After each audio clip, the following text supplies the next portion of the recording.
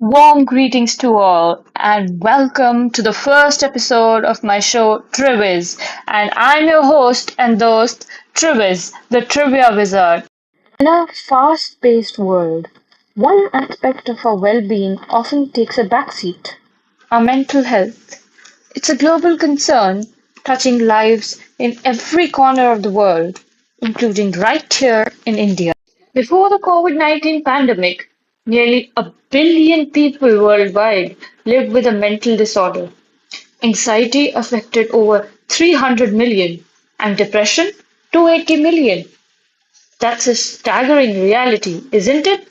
Statistically, one in every four of us will experience a mental illness at some point. Then came the pandemic. COVID-19 wasn't just a physical threat, it ignited a parallel mental health crisis. In its first year alone, we saw a shocking 25 to 28% surge in anxiety and depression, affecting tens of millions more, with young people and women disproportionately bearing the brunt. The disruption to services and the rise of related issues like PTSD and suicidal thoughts painted a grim picture. But mental health encompasses more than just anxiety and depression. Conditions like autism spectrum disorder, bipolar disorder, dementia, and schizophrenia affect millions, each presenting unique challenges. For instance, bipolar disorder impacts 40 million globally, often misdiagnosed. Schizophrenia affects 24 million, with many unable to access treatment due to stigma, and dementia, primarily affecting older adults, impacts 57 million worldwide, with women often bearing the dual burden of patient and caregiver. Despite effective treatments for many of these conditions, a stark reality persists: the immense treatment gap. Most people with mental disorders simply don't have access to the care they need. This gap is widest in lower income countries and among vulnerable populations, leading to substantial economic losses globally. Let's bring this closer to home, to India, where the mental health landscape is equally complex.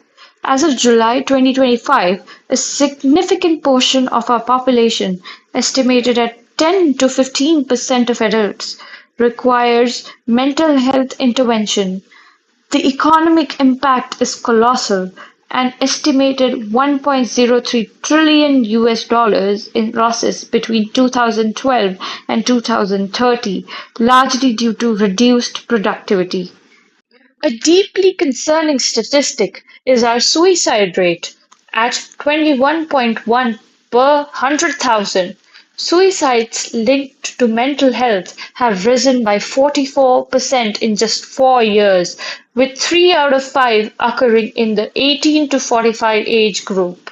Our youth, our workforce. Why this crisis? The treatment gap in India is a staggering 70 to 92%. We face a severe shortage of mental health professionals, far fewer than what's needed. Access to care, especially in rural areas, is limited. Costs are high, and deeply ingrained social stigma remains a formidable barrier. It prevents countless individuals from even seeking help, often pushing them towards less effective alternative treatments.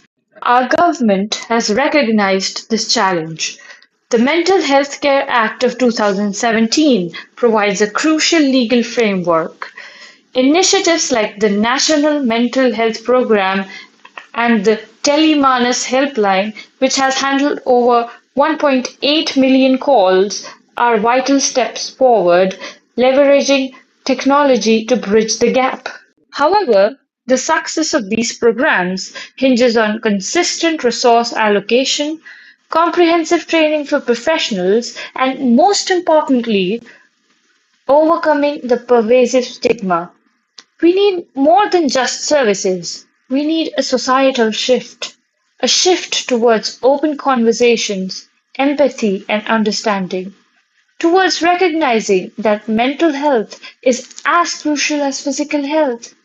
It's about creating inclusive communities where everyone feels safe to seek help and where early intervention and prevention are prioritized. That's all for today. Until then, mental health matters. Let's talk, let's act.